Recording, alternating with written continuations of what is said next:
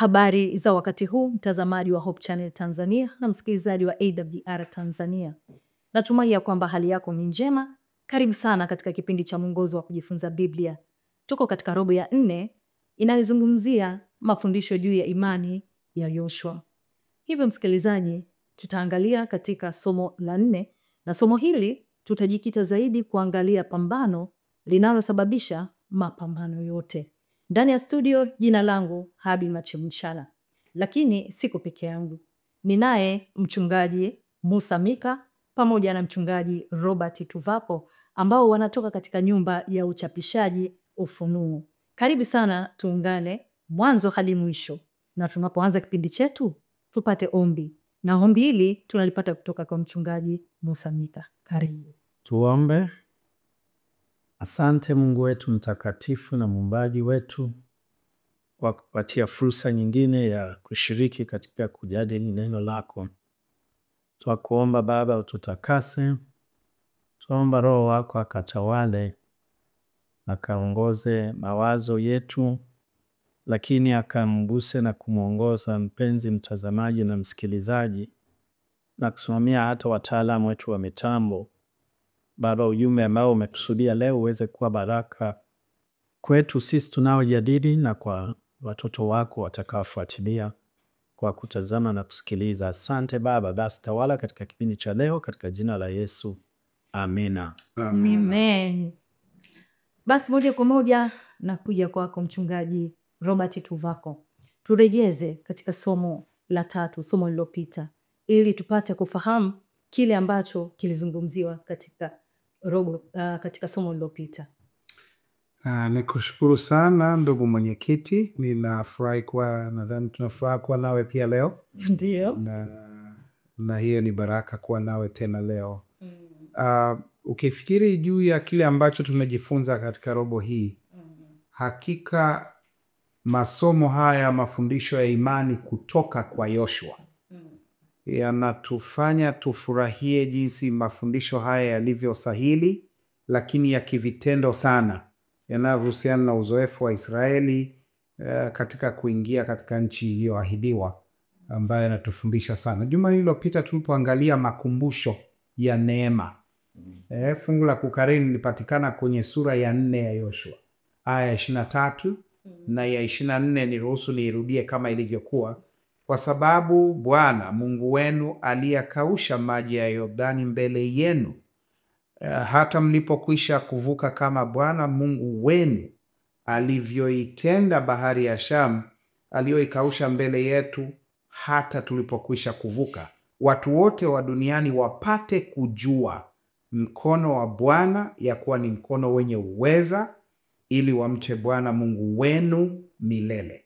Matumizi tuliyaona pale ya wetu, wenu, kulingana na muktadha. Yoshua akisema tulivyovuka bahari ya Shamu, Mungu wetu tulishuhudia katika wakati wetu. Lakini anazungumza na hawa vijana na watu walio kizazi baada ya kile cha kwanza, wengi wao hawakuwepo katika kuvuka bahari ya Shamu. Sasa wanazungumzia kuvuka Yordani. Tukajifunza ya kwamba anapozungumza nao anasema kama ambavyo mmeona kwenu, wakati wenu, matendo makuu ya Mungu. Nimalizia kusema tuliyoyaona ni pamoja na zile ishara za kumbukumbu. Mawe katika makundi mawili yaliyowekwa. Ishara ya kwanza ndani kwenye ile barabara kavu Mungu aliyoitengeneza, wakavuka kwa namna ya kimuujiza, wakitanguliwa na sanduku la agano, na ikawekwa alama mle ndani, na alama ya pili ikiwekwa nchi kavu ng'ambo, zote zikikumbusha kwamba Bwana anajali, anapenda watu wake, yu tayari kutenda matendo makuu ya ajabu kuwaokoa. Zikawekwa ishara zinazodhihirisha neema yake inayotutakasa hadi atakapokuja, kama zinavyoonekana katika ubatizo, katika Sabato, katika meza ya Bwana. Okay. Yeah. Asante sana.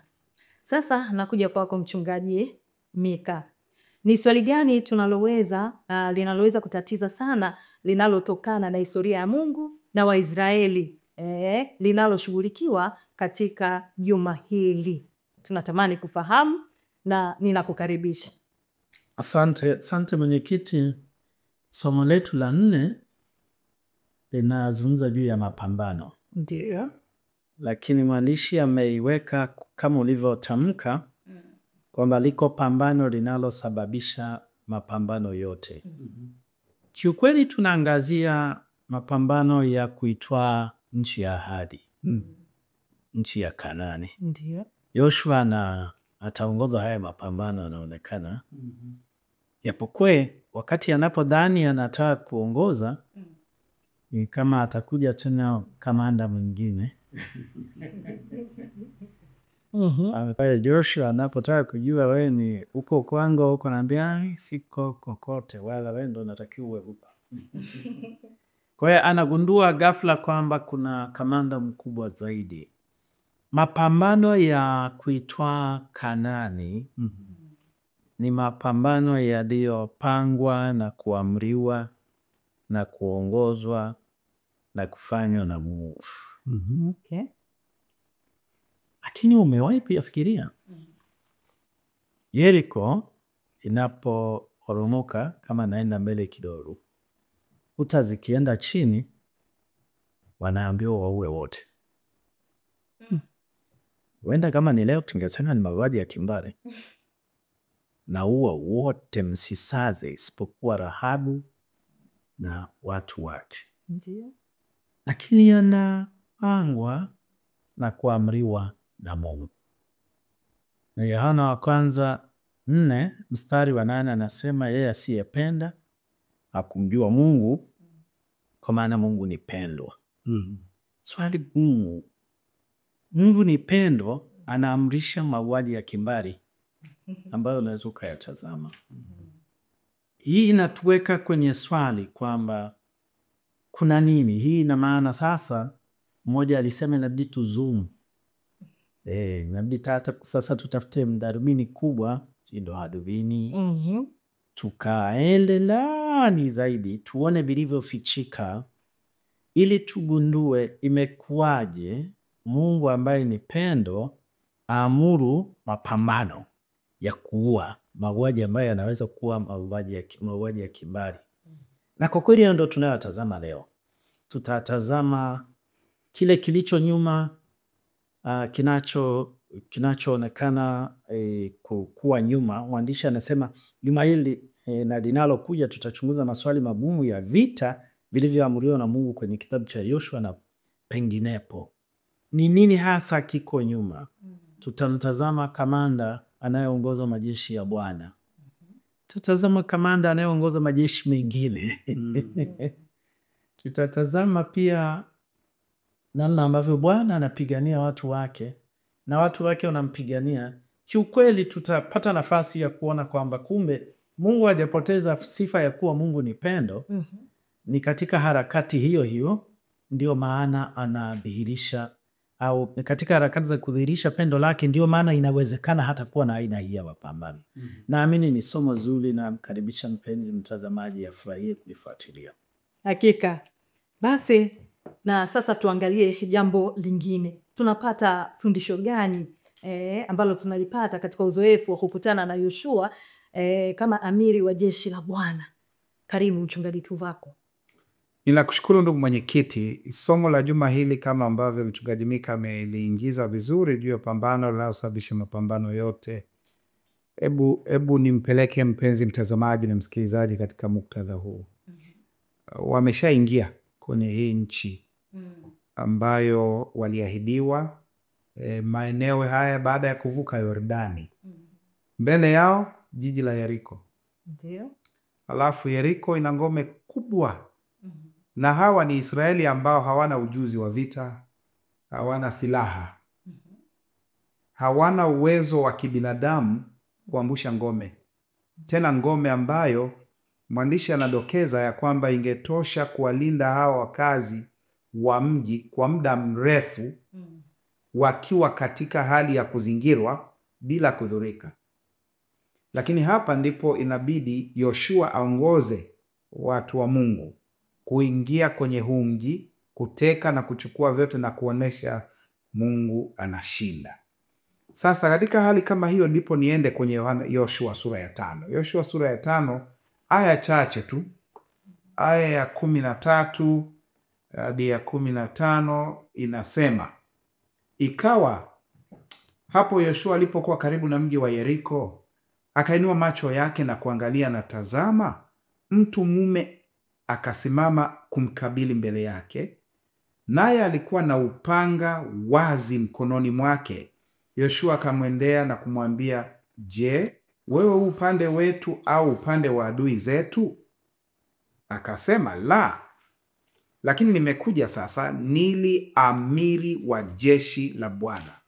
Yoshua akapomoka kiusouso hata nchi, naye akasujudu, akamuuliza, Bwana wangu aniambia nini mimi mtumishi wake? Huyo amiri wa jeshi la Bwana akamwambia Yoshua, vua viatu vyako miguuni mwako, kwa kuwa mahali hapo usimamapo ni patakatifu. Yoshua akafanya hivyo. Kuna mambo machache, mwenyekiti, yanayodhihirisha tukio hili lisilo la kawaida. La kwanza ni kwamba Yoshua akiwa anajua kabisa kinachomkabili, hatuambiwi alikuwa akifanya nini katika saa hii, lakini anainua macho yake na anapomwona huyu mwanamume amesimama, anauliza swali ambalo inavyoonekana kwa mazungumzo haya halikuwa sahihi. Anamwambia, uko upande wetu au upande wa adui? Na yule bwana anapomjibu kama ambavyo tumesoma, badala ya kusema yuko upande upi kati ya hayo mawili, swali linauliza ni upande gani? Lakini hasemi juu ya upande, anasema la. Unajua mwenyekiti, hiyo nasemaje? Inamaanisha yani A au B sio mjadala hapa. Mimi ungelijua usingeuliza hilo swali. Kumbe kuna wakati mwingine tunauliza swali kwa mtu ambaye labda ni kiongozi mkuu, kwa namna ambazo swali limekaa tenge. Nia ya Yoshua nadhani ilikuwa dhahiri. Anatafuta mawazo ya Yoshua yapo kivita. Ni huyu ni mwanajeshi. Alikuwa amechomoa upanga. Yu tayari kwa papando. Yule anapomuona pale, yule upanga wake amechomoa. Kwa Yoshua ameenda kupambana. Ndio. Hivyo ile attitude, ule mtazamo wa kimapambano unamuongoza Yoshua kuuliza swali juu ya ni jeshi la upande wangu au ni adui? Nianze kazi. Bwana anamwambia, habari yako leo ni tofauti. Unayemwangalia ni amiri wa jeshi la Mungu. Tunaipata wapi hii inayotusaidia kuelewa maana ya kauli hii? Mwongozo unatusaidia kudokeza aya kadhaa. Nitazitaja tu kwa manufaa ya mpenzi mtazamaji na msikilizaji kuzisoma kwa undani zaidi. Moja ni Isaya 37 aya ya 16 inayosema jinsi ambavyo nabii anasema, wewe Bwana wa majeshi. Yaani huyo amiri wa jeshi ni Bwana. Wewe Bwana wa majeshi, Mungu wa Israeli, ndiwe Mungu wa falme zote, ndiwe uliyeziumba mbingu na dunia, wewe ndiwe. Na unajua hiyo kauli inatajwa pia katika muktadha tofauti wa kujua upande upande wa jeshi la Mungu ulivyo mkubwa. Kisa kinaelezwa katika Wafalme wa Pili sura ya 6, wakati ambapo mfalme wa Shamu alipokuwa anagundua kwamba siri zake zinavuja zinakwenda kwa mfalme wa Israeli, hajui nani akazifikisha. Akaambiwa yupo mtu wa Mungu, na akatuma majeshi ili kumzingira huyo Elisha nabii, ili amzingire, amchukue, mkadhani kumteka nyara. Na kwa mazingira kama hayo ndipo yule Gehazi mtumishi wa Elisha alipotoka asubuhi, anaangalia sasa, tumekwisha. Anamwambia nabii, tazama tumemalizika. Elisha anatoa dua, anasema, Bwana muoneshe, fungua macho yake, aone walio upande wetu. Hoja ya upande. Sasa tunapomalizia hiyo sehemu katika kuangalia huu muktadha wa tukio hili la Yoshua kukutana na huyu amiri wa jeshi la Bwana. Kama Elisha na yule mtumishi wake walivyoshuhudia majeshi ya watu wa Mungu, majeshi ya askari wa Mungu, majeshi yenye magari ya moto kubwa, jeshi kubwa kuliko la adui. Vivyo hivyo Yoshua ilipasa amuone yeye aliye mkuu kuliko pande zote mbili. Na swali la msingi sasa linakuja kwamba Yoshua ilibidi atambue ndiye anayeulizwa. Okay? Si yeye anayepaswa kumuuliza. Yeye ndiye anayeulizwa. Uko upande upi? Yaani uko na mimi kweli kweli? Kwa sababu mimi ukiwa kwangu umeshinda. Mimi hawa wote ni wadogo tu. Wewe na jeshi lako na hilo jeshi lote. Na hivyo nisome ibara hii ya mwisho katika ukurasa ule wa 45. Anasema Kristo alikuwa hajavaa ubinadamu akimtokea Yoshua. Na ndiye Bwana wa majeshi. Anasemwa yeye si kama mshiriki tu au mshirika tu, wala kama kamanda halisi wa jeshi la Israeli. La, yeye anakuja kama kamanda wa jeshi la malaika lisiloonekana, ambalo pia ni halisi, linalohusika kwenye pambano kubwa zaidi kuliko la Yoshua na Wakanani. Na kwa maana hiyo, jibu la Yoshua linaonyesha wazi uelewa wake wa utambulisho wa huyu kamanda anapoanguka kifudifudi. Yeye, yani huyu Bwana, yuko sawa na Mungu. Na hivyo Yoshua anaanguka kifudifudi mbele yake, ikiwa ni ishara ya heshima kubwa na ibada.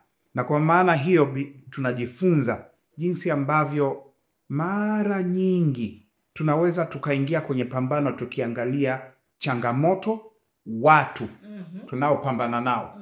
Kumbe Bwana amesimama tayari kuamuru ushindi kwa ajili ya aliye upande wake. Hatuhitaji kumuuliza uko upande gani. Tunahitaji kujiweka upande wake. Ndiyo. Asante sana Mchungaji Tuvako. Sasa nakuja kwako Mchungaji Mika. Kutokana na historia pambano lilianzia mbinguni, na sisi hapa duniani tunaweza kuona uhalisia wa pambano hilo kati ya wema na uovu. Sasa hapa kutokana na hiyo historia, hebu tupatie vizuri kile ambacho kinaonekana katika pambano. Asante. Mefurahia pastor aliyokuwa anaeleza juu ya kisa cha Elisha na kwamba wako wengi mno upande wetu. Amina. Inanitia moyo kwamba kumbe ukiwa na Bwana, sababu kwa picha hiyo si majeshi haya tulio nayo yanayopigana. Kuna majeshi hapa makubwa waliokuwa upande wa Elisha. Mara ya kwanza niliposumbuka na swala hili nilikuwa naangalia Danieli 10. Ndiyo. Ambayo nataka niisome sasa. Aya 12. Danieli 10 aya 12 yakilisha miwali hata sawa kama inaona hii. Nisamehe ndugu mtazamaji. Okay. Danieli 10 aya 12 anasema hivi. Ndipo akaniambia usiogope Danieli. Anasema kwa maana tangu siku ile ya kwanza ulipotia moyo wako ufahamu na kujinyenyekeza mbele za Mungu wako, maneno yako yalisikiwa, nami nimekuja kwa ajili ya maneno yako. Kisha aya 13 anasema lakini mkuu wa ufalme wa Uajemi alinipinga siku 21. Bali tazama, huyo Mikaeli, mmoja wa hao wakuu wa mbele, akaja kunisaidia, nami nikamwacha huko pamoja na wafalme wa Uajemi. Mimi nilikuwa napata tabu. Yani ni tena. Malaika Gabrieli anazuiliwa na mfalme wa Uajemi. Mwanadamu anazuia malaika mkuu aliyetumwa. Ilinipa tabu sana. Nilikuwa kama simuelewi Mungu. Mpaka tulipokuwa na mwongozo ule ulikuwa unajadili juu ya ilikuwa inaitwa rules of engagement. Sheria kanuni za pambapa za kamili. Ambazo tulijifunza kwamba kumbe kuna vita nyuma ya hii vita. Hata hapa utaona kuna mfalme kabisa wa Uajemi ambaye ni mfalme wa taifa lile, lakini nyuma yake kuna mfalme. Na kuna sehemu nyingine tutaliona hili pia. Na kwamba pia nikiwa najua Mungu ana uwezo wote, malaika wake anaweza kuzuiliwa tu. Kumbe kuna fursa ambayo hatimaye ilibidi huyu mwenye madai apewe ili ajidhihirishe. Na kwa hiyo mwenyekiti, tunachotazama leo inatukumbusha jinsi Mungu alivyotuumba. Mungu hakutuumba kama kama roboti. Mungu alituumba na uwezo wa kuchagua kumfuata au kutokumfuata. Kwa sababu hiyo ndio inatoa nafasi ya kumtumikia kwa furaha na kwa upendo. Mungu hashinikizi. Mungu ni pendo, na kwa hiyo anataka mazingira ya upendo. Anataka wanaomtumikia wamtumikie kwa upendo, wanaokataa wakatae, na yeye hata washirikiza. Na kwa kweli kama ilivyokuwa hilo liko kitu cha hatari, kulikuwa na uwezekano wa mmoja kufanya hivyo, na tunamuona mmoja wa malaika wake ambaye anatamkwa na kufahamika sana kama Lucifer, anafanya uchaguzi wa jinsi hiyo. Anaamua kutokumfuata Mungu na kuwa mpambanaji dhidi ya Mungu. Kuna aya 2 ambazo huzungumza juu yake, na nataka nisome kidogo. Moja ni Ezekiel sura ya 28. Nitasoma aya ya 11, nitasoma aya chache. Tena neno la Bwana likanijia kusema, mwanadamu, mfanyie maombolezo mfalme wa Tiro, umwambie Bwana Mungu asema hivi, wewe watia muhuri kipimo, umejaa hekima na ukamilifu na uzuri, ulikuwa ndani ya Aden, bustani ya Mungu. Kila jiwe la thamani lilikuwa kifuniko chako, akiki na yakuti manjano, na almasi na zabarajadi na shoham na yaspi na yakuti samawi na zumaridi na baharamani na dhahabu. Anasema wewe ulikuwa nimetaka kuruka, lakini basi ngoja nisiruke sana. Anasema nitaka nisome fungu la 14. Wewe ulikuwa kerubi mwenye kutua mafuta ufunikaye, nami nalikuweka hata ukawa juu ya mlima mtakatifu wa Mungu. Umetembea huko na huko kati ya mawe ya moto. Ulikuwa mkamilifu katika njia zako tangu siku ile ulipoumbwa hata uovu ulipoonekana ndani yako. Anazungumza mfalme wa Tiro. Ni kweli, bila shaka alikuwepo mfalme Tiro ambaye alikuwa na sifa lukuki zilizokuwa zinaonekana kama alikuwa mwenye kung'aa, lakini namna ya hiki kinachozungumzwa kinatazama muktadha wa karibu lakini na wa mbali. Na sifa hizi zinazotajwa zinaonyesha juu ya sio yule mkuu wa Tiro, bali juu ya mfalme wa Tiro. Alikuwa Edeni, bustani ya Mungu. Mfalme wa Tiro toka lini alienda Edeni? Bustani ya Mungu. Alitembea katika mawe hayo ya moto. Alafu anasema alikuwa kerubi mwenye kutiwa mafuta afunikaye. Maana yake alikuwa pale kando ya kiti cha enzi cha Mungu, akihudumu pale. Hii inatuvusha na kutuonyesha kwamba anazungumzwa yule aliyetajwa kama Lucifer, ambaye leo anatamkwa kama Ibilisi na Shetani. Malaika ambaye anatamkwa kwamba alikuwa mkamilifu tangu siku alipoumbwa hata uovu ulipoonekana ndani yake, hata alipoamua kutumia mibaya uhuru wake wa kuchagua. Isaya amezungumza kidogo na naweza nikagusa mwenyekiti. Isaya sura ya 14, nitasoma aya chache, aya 12. Jinsi ulivyoanguka kutoka mbinguni, ewe nyota ya alfajiri, mwana wa asubuhi, jinsi ulivyokatwa kabisa, ewe uliyewaangusha mataifa, nawe ulisema moyoni mwako, nitapanda mpaka mbinguni, nitakiinua kiti kiti changu juu kuliko nyota za Mungu, nami nitaketi juu ya mlima mkuu, mlima wa mkutano katika pande za mwisho za kaskazini. Nitapaa kupita vimo vya mawingu, nitafanana na yeye aliye juu. Alafu anasema lakini unishushwa. Hapa nako mfalme wa Babeli, lakini haya ya kukaa mpaka kwenye kiti cha enzi, unaona anatumika kama kielelezo cha kuonyesha uovu. Anazungumzwa hapa juu ya malaika ambaye ametajwa katika Ufunuo sura ya 12 pale anapo aya ya 7 mpaka ya 9. Ulikuwa na vita mbinguni, Mikaeli akapigana na yule asi, na yule malaika aliasi akapigana na Mikaeli, lakini hatimaye akatupwa yule joka wa zamani.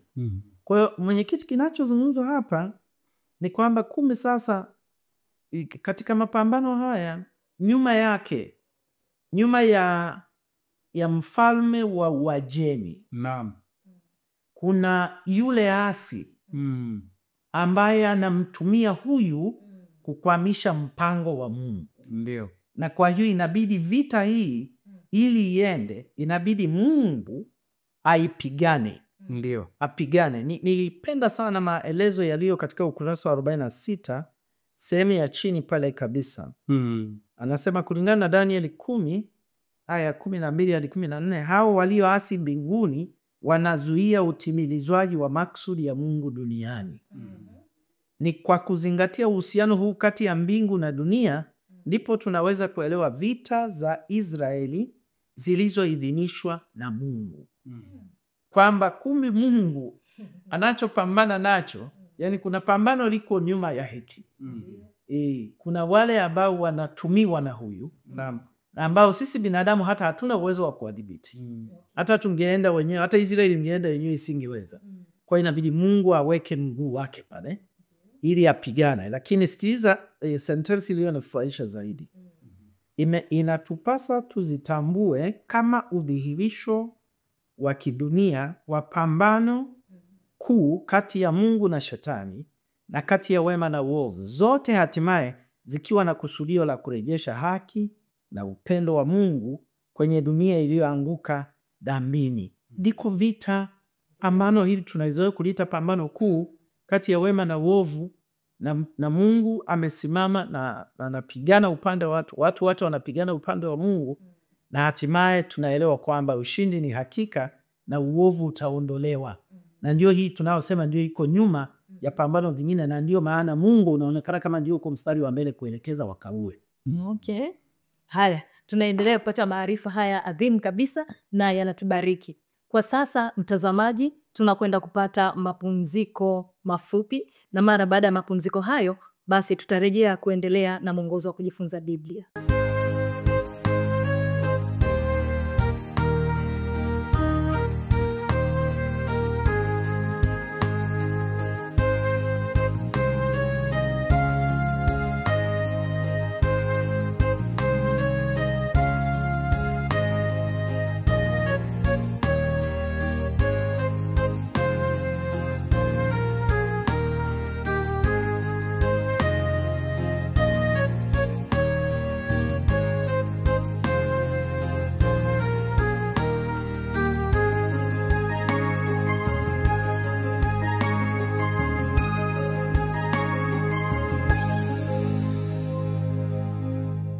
Na sasa utazamaji, karibu tena tuendelee na mwongozo wa kujifunza Biblia.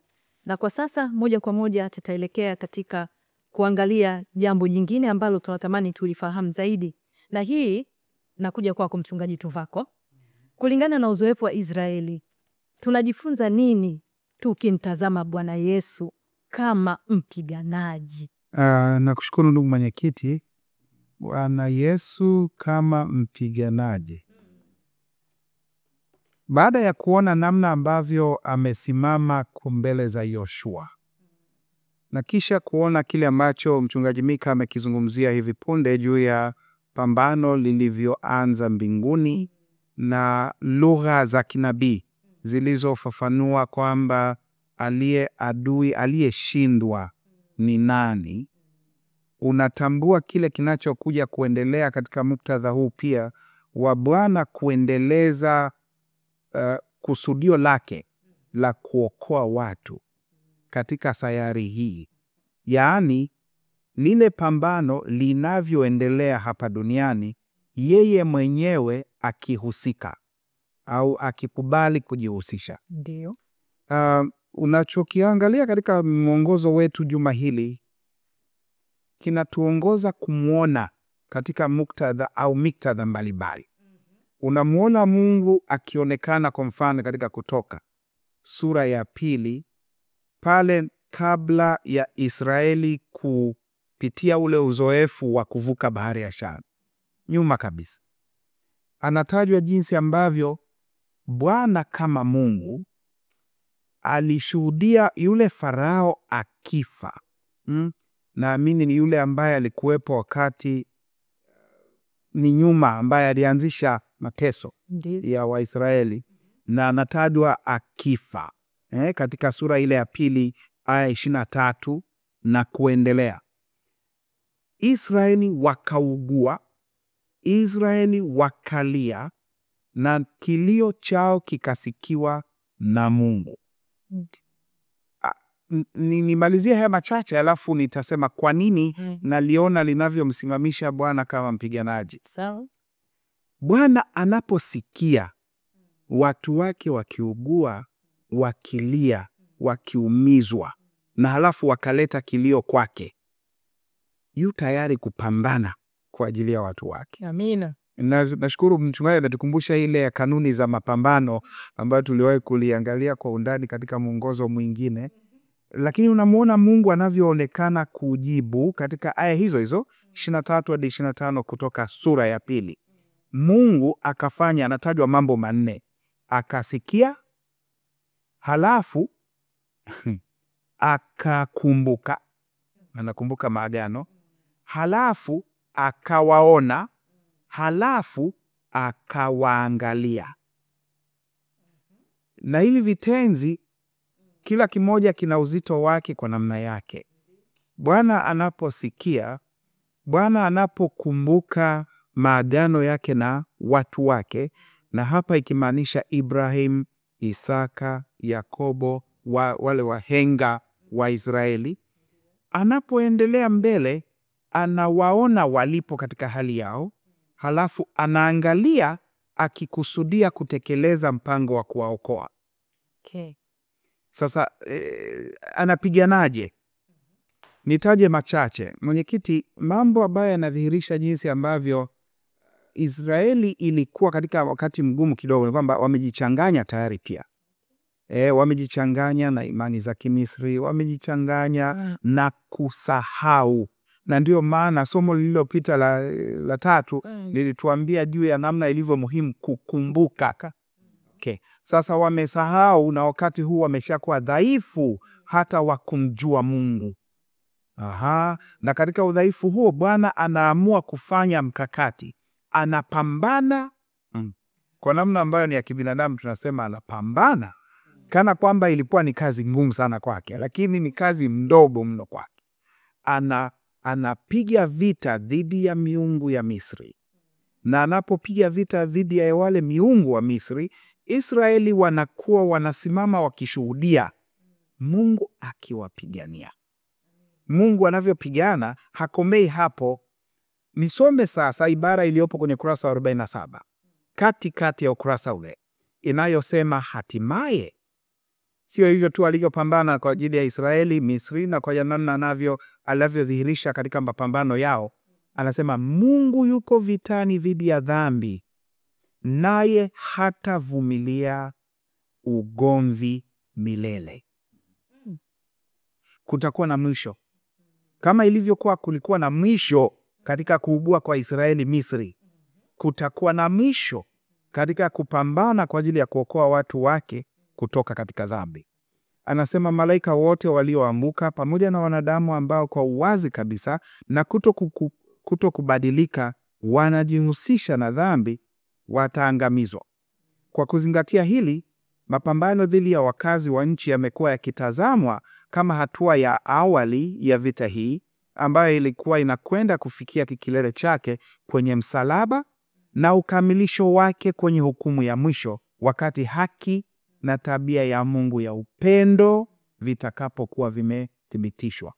Na dhana ya uangamivu kabisa ya Wakanaani ni lazima ieleweke kwamba ilikuwa pia ni katika mtazamo unaopelekana na mtazamo mpana wa kibiblia, ambapo Mungu anaondoa dhambi, na hivyo wakaidi, kama ambavyo atangulia kusema hapo awali, wana rehema inafika mwisho.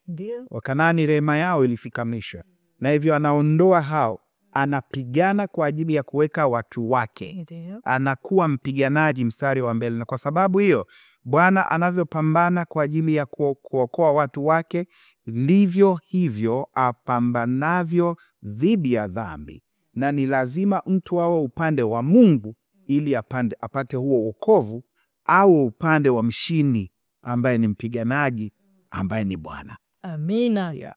Sasa tunaendelea na swala hilo hilo la mpiganaji. Kwako Pastor Mika, anasema kwamba tumemwona Bwana kama mpiganaji kwa ajili ya watu wake. Je, kusudio lake lilikuwaje katika kuwawezesha Israel kutoa Kanaani? Asante, umesema kusudio.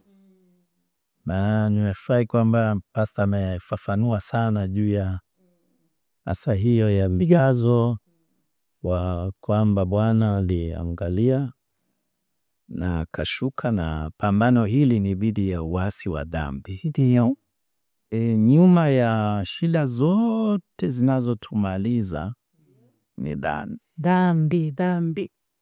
dhambi iliyoanza kule mbinguni, ikashuka kupitia kwa ile Lucifer, akapandikiza. Ndio Mungu anayopambana aitoe. Hakika. Sasa na marehemu na mchungaji mmoja kwa naitwa Pastor Nyagori alikuwa na kisa, anasema kulikuwa na kupe. Kupe wanakuwa kwenye ngozi ya ng'ombe, wananyonya damu. Kumbe ng'ombe ameuzwa, kupe hata hajui. Ng'ombe ameamriwa achinjwe, kupe yuko tu. Ngozi imechunwa, kupe hajui. Ngozi imeonekana haifai, inabidi chomwa moto, kupe akajikuta amechomwa huko.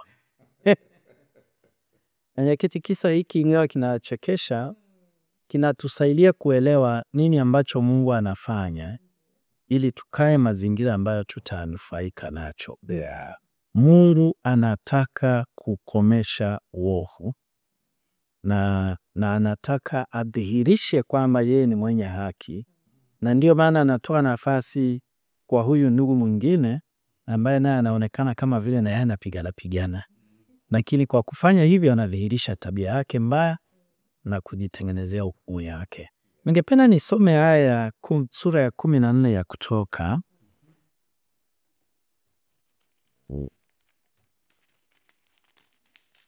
Nashukuru Mungu kwa hili wa miandu Pastor Kulat.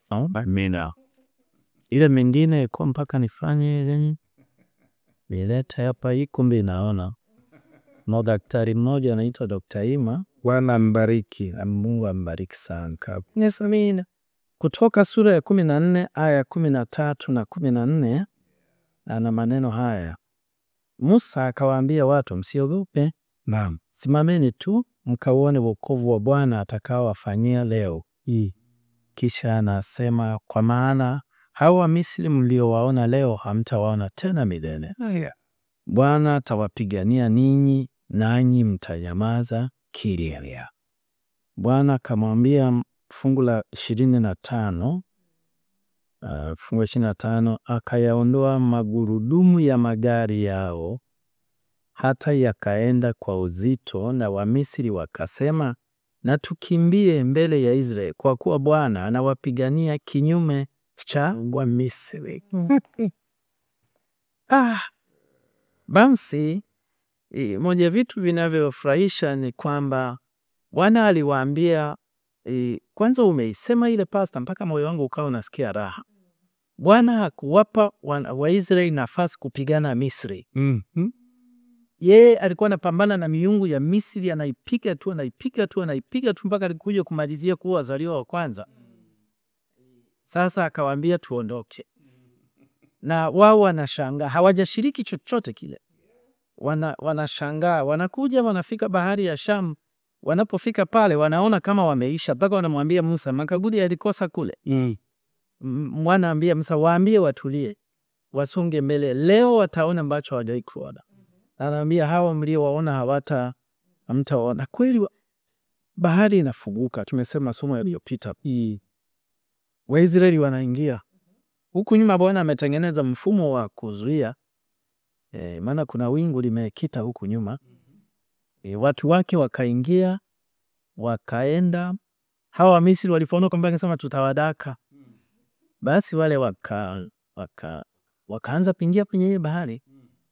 Kinachofurahisha sio kwamba Bwana tu aliwapiga, alimwaga matairi yao. Wajua hii ni kitu ya Bwana mwenyewe ndiye alimoa.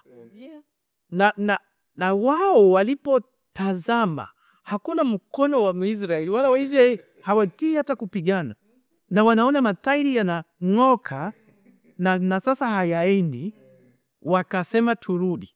Hapo wana wao wanatupiga, anawapigania. Wao wenyewe wakakiri kwamba sasa anayetupiga sio wale, ni Mungu wao ndiye anayetupiga.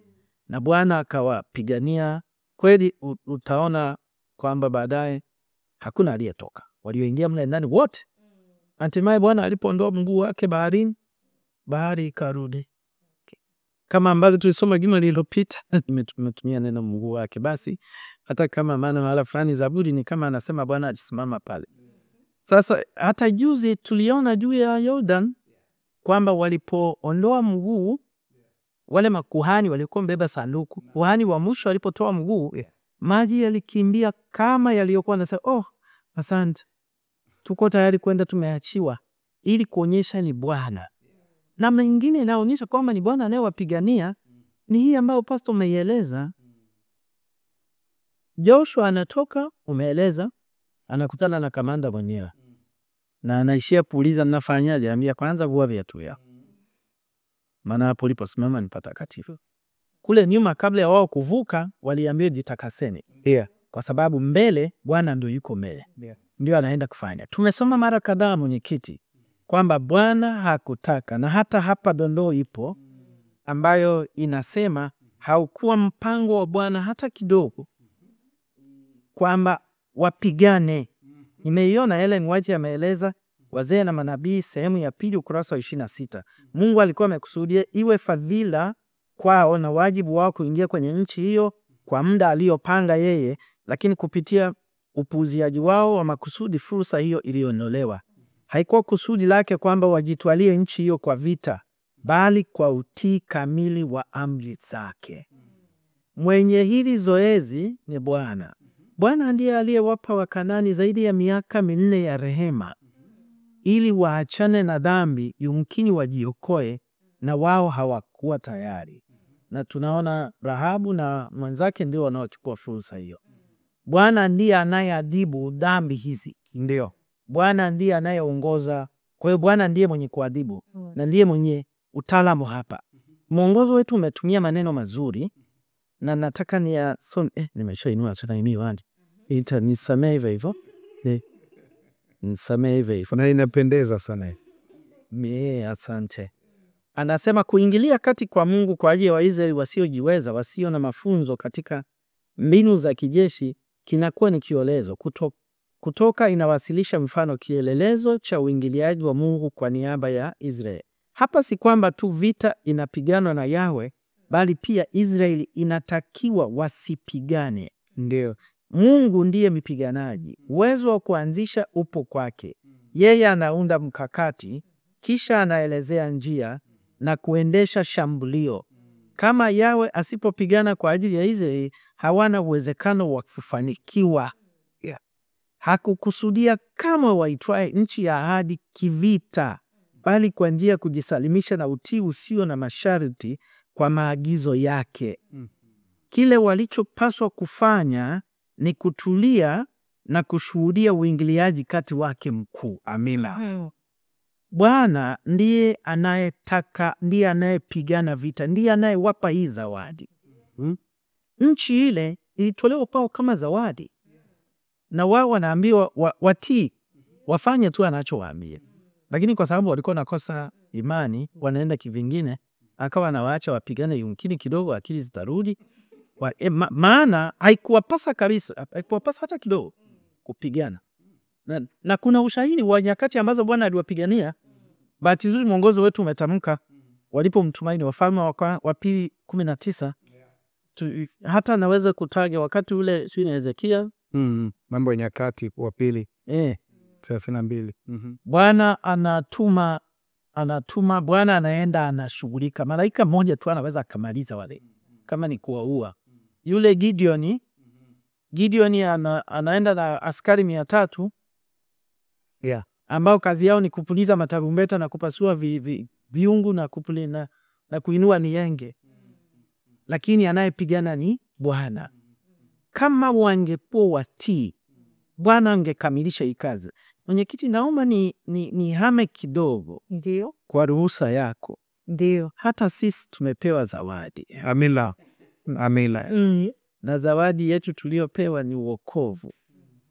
Bwana anatupigania. Yeye ndiye amelipa gharama. Yeye ndiye anajua mpango.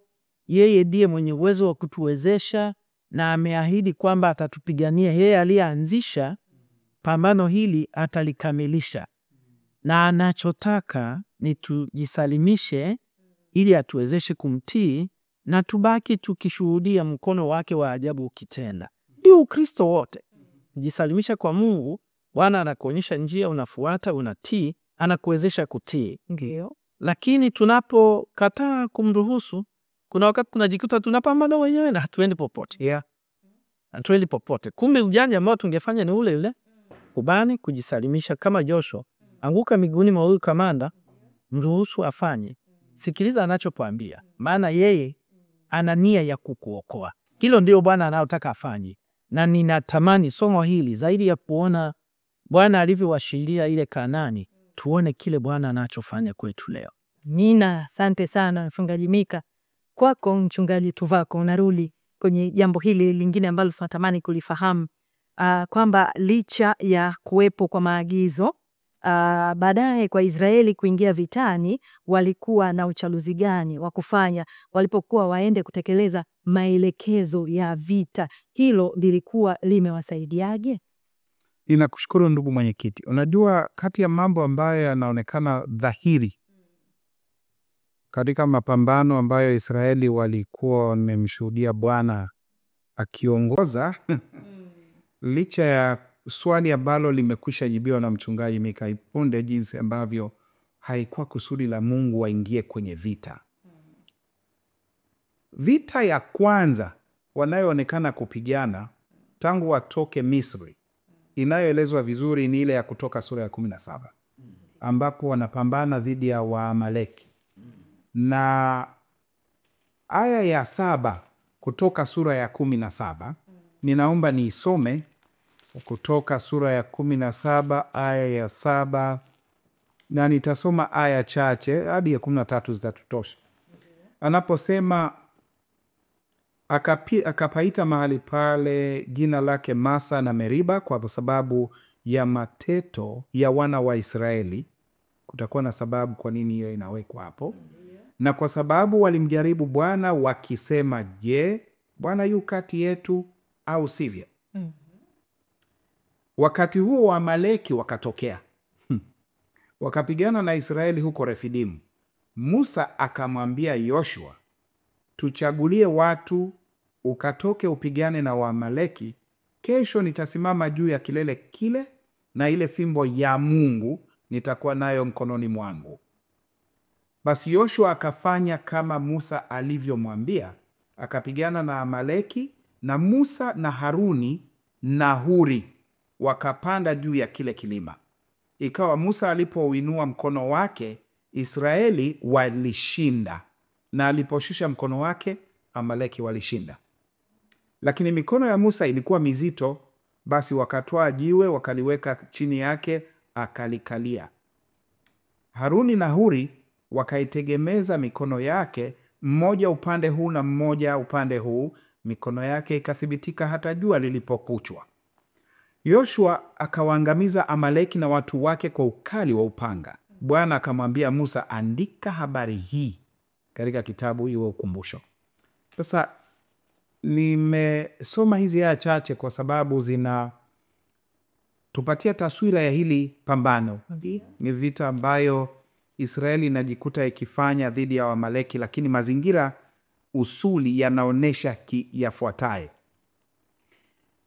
Israeli wameshaanza kuonesha hata mashaka juu ya uwepo wa Mungu. Licha ya mambo yote ambayo Mungu alikuwa ameyatenda tangu Misri, ikifikia hatua hii kwa sababu ya mashaka na wasiwasi na kuto kuamini kwao. Tatizo kubwa sana linalozua dhambi zote ni kuto kuamini. Kuto kuamini kwao kukaendekeza wawe na hoja ya kujadili kwamba hivi Mungu yupo au hayupo hivyo. Na hivi katika hali hii ya manunguniko yaliyokuwa yanatokana na wasiwasi dhidi ya uwepo wa Mungu aliyoongoza mpaka hapa, ndipo tunaona kinatokea kituko cha Waamaleki kuwatokea kwa ajili ya vita. Kumbe basi Israeli wasingekuwa na changamoto kama hii kama wangekuwa wakimwamini Mungu, kama wangedumu katika kumwamini Mungu aliyewaongoza mpaka hapa. Na hivyo muda mfupi tu baada ya ukombozi wa kutoka pale Misri, wanaonekana kuwa na mashaka haya. Mungu anajaribu kuwakumbusha na kwa namna fulani hata nyimbo zile walizokuwa naziimba, hata zilizoongozwa na Miriam na wengine, zilikuwa ziwatoshe kukumbuka Mungu ni nani kwao, wametoka kule kwa vipi, wamevukaje mpaka hapa. Sasa ibara ya kati tena ukurasa wa 49 inasema hii: bila kushusha viwango vya kanuni zake. Kanuni yake iko pale pale. Mungu akashuka katika viwango au kiwango ambacho watu wake wapo, akidumu kuwaita warudi kwenye mpango, katika mpango ulio bora kabisa, iwe kamili na isiyo na masharti katika uweza wa Mungu, imani kamili. Kwa kweli sheria ya vita ilitolewa tu baada ya miaka 40 ya uzoefu wa jangwani, ambapo pia ulitokana na kutokuamini kwa Israeli. Mazingira mapya yakahitaji mikakati mipya, na ni hapo tu ndipo Mungu alipoagiza Israeli kuwaangamiza kabisa Wakanaani. Kwa kifupi, hata pambano la mbele kule katika kuvuka Yordani kuangamiza Wakanaani lisingefanywa kwa namna ambayo walifanya kama wasingekuwa na mashaka na Mungu tangu mwanzo.